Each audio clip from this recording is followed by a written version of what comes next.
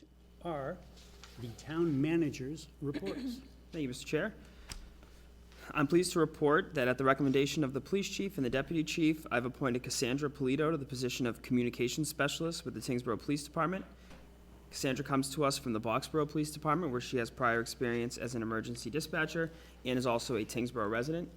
The final interview included current dispatch staff, and everyone agreed that she had the temperament, the experience, and the personality to complete that critical job, so we're thrilled to have her join our team.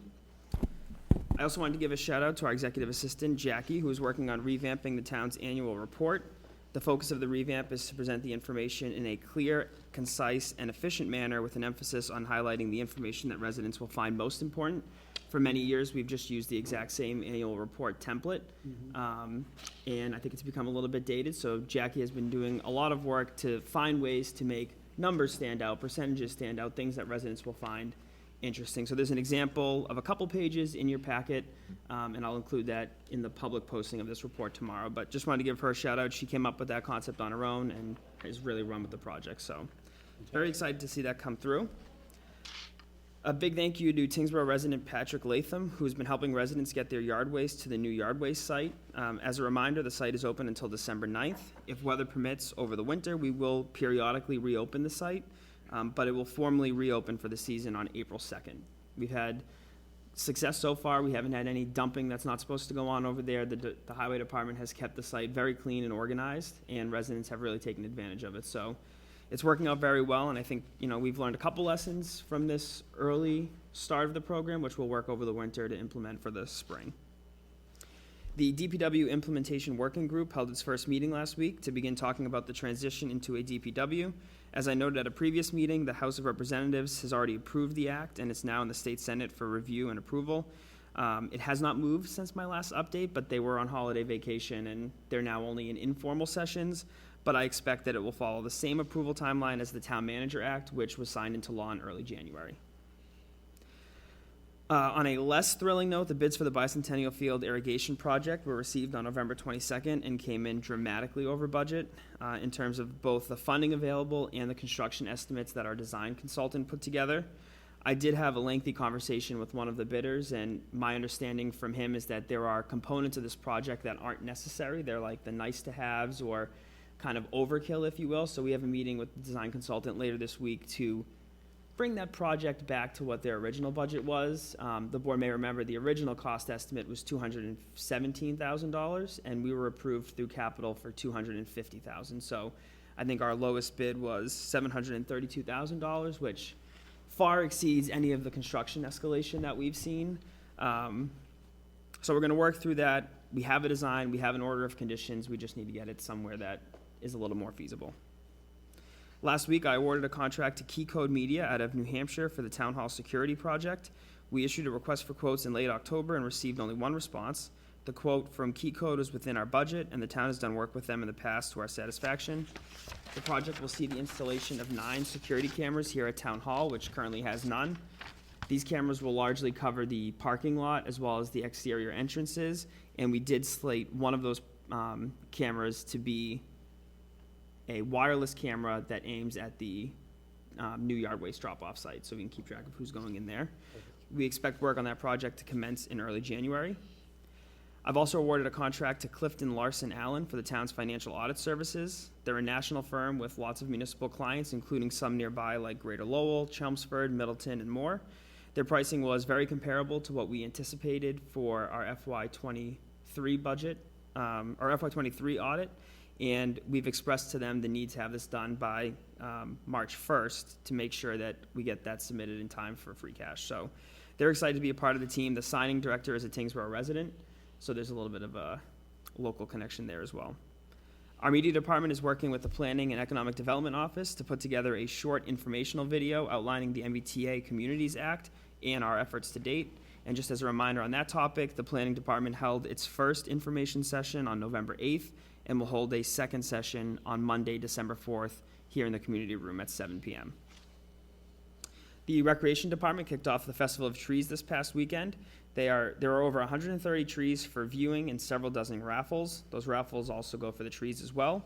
Most importantly, Santa Claus and Mrs. Claus will be on the town common Saturday at 5:30 p.m. You can visit tyngsboroughma.gov to find the full schedule of remaining events, which continue into Saturday evening. This next item is a response to previous public comment on the matter. I convened a meeting last week of our public safety officials to discuss the potential public safety impacts of the proposed gaming facility at the former Sears location at the Pheasant Lane Mall. To date, the proposed operator has been very cooperative with our police department and has incorporated all of the chief's recommended revisions into their current security plan. As a part of the permit that they got from Nashua, they are required to get sign-off from both the Nashua police chief and the Tyngsborough police chief. Some of the things that they were worried about include adding additional security patrols and exterior cameras, which they were quick to respond that they would do that.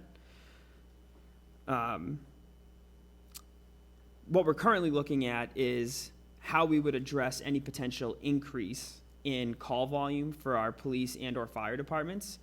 Because the parking lot is largely where crime is committed in casinos, obviously the insides are fortified security havens. It's the outside that we worry about.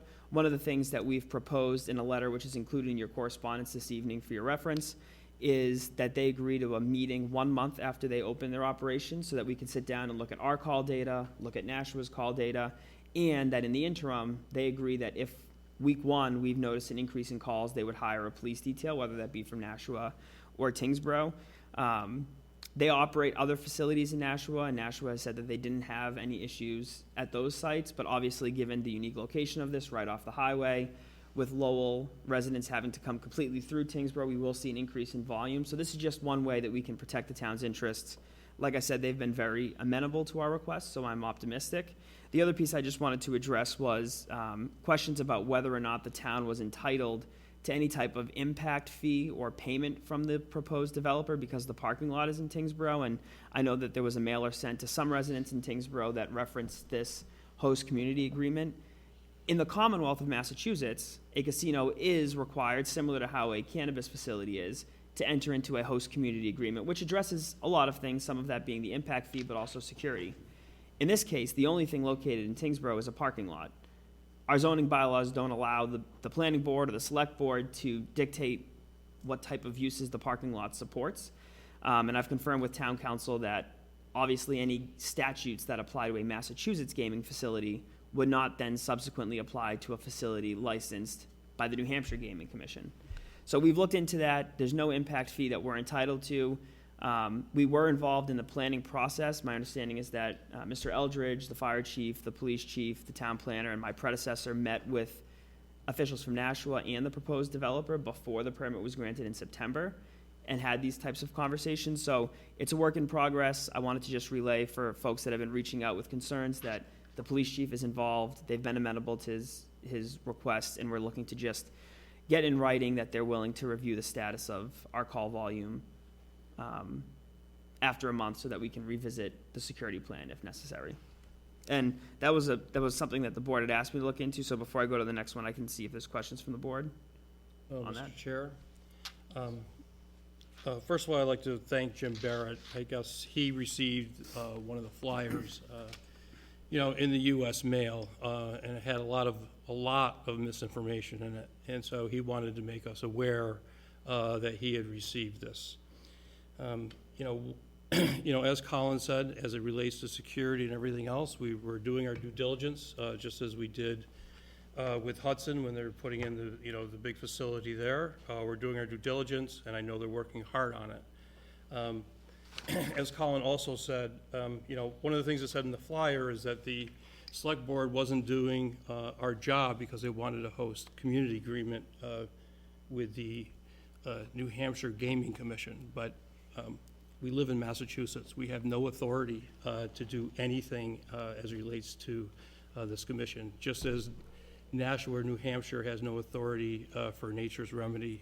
That's Massachusetts. So I just wanted to just make clear, we have done our due diligence on this, as we always do. If any residents have any questions about something like this, they can feel free to give anybody a call here instead of sending a flyer, an anonymous flyer, I guess, out to a whole bunch of people and just creating a whole bunch of misinformation. Thank you. Thank you. Chair? Yes. Colin, just one comment. You know, we're going to meet with them a month after the casino opens. I would recommend that we do that like every 6 months after that, so we continue to meet with them, because, you know, maybe after the first month, it's not going to be indicative of what it's going to be like, you know, 6 months or a year down the road. So I think we should continue to meet with them on a regular basis. Absolutely. Yeah. Excellent. The last item that I have is just a reminder that Town Hall and the Tyngsborough Public Library will open at 11 o'clock this Wednesday to allow our staff to attend an all-staff training/team building exercise. We've posted this here at Town Hall. It's been up for about a month. It's been on our website, and it's also been on social media as well, so just a reminder to folks. Fantastic. All right.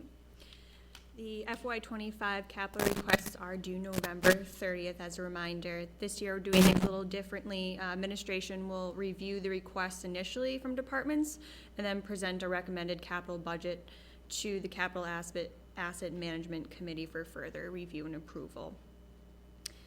The town is working to submit our annual Green Communities Report by the December 1st deadline in order to remain eligible for future DOER grants. The town, in partnership with NIMCOG, did receive a grant from the state to provide technical assistance for the Green Communities annual reporting requirements, and this will be for 2 years. And then lastly, the town manager awarded the police station HVAC installation project to A. Fagundes, a local company, which was the only contractor to submit a quote on the project. So a good news, the town expects the entire project to be covered by a state 911 grant, as well as a mass save rebate. So Fantastic. that's all I have. All right. Thank you very much for the town manager and assistant town manager reports.